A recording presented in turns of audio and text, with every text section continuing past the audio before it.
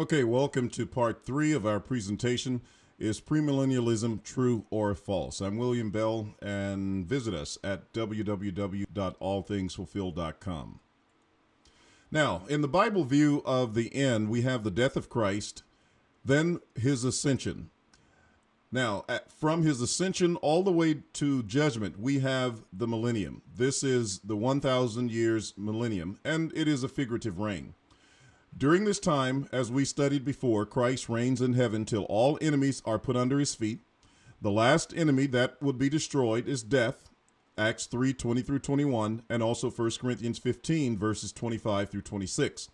We also pointed out that the wheat and tares, the righteous and the wicked, live together or dwell together until the harvest at the end of the age.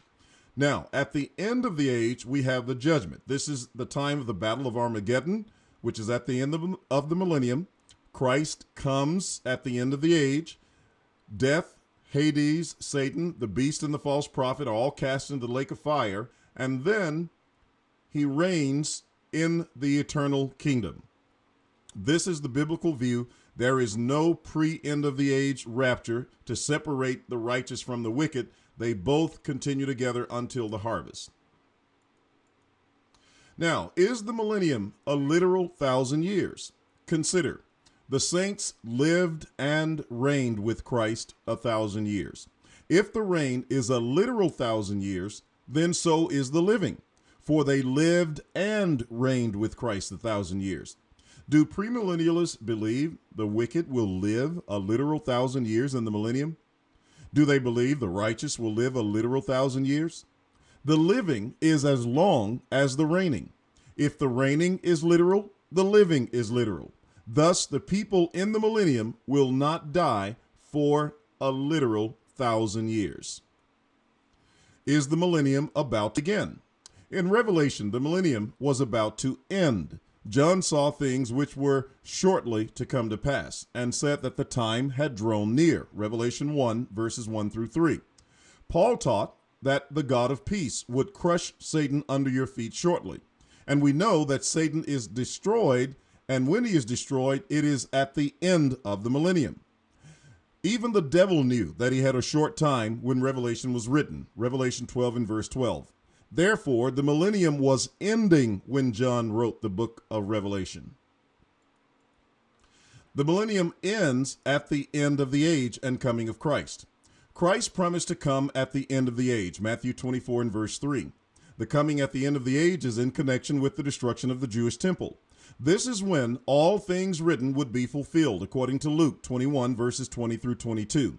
All would happen before the first century generation passed, and therefore the millennium came to pass at Christ's coming at the end of the age within the first century generation.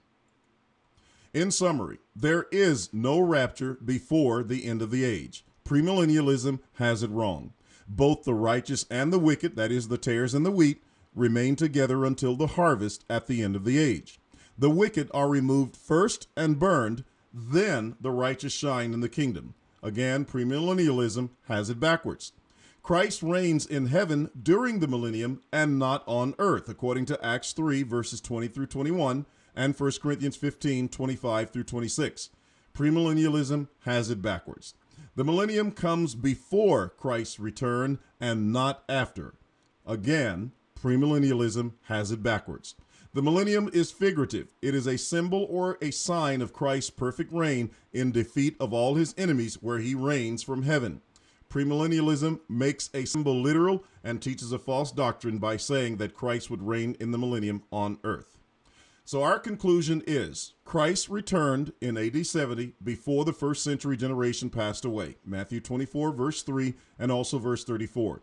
The millennium is past, not present or future.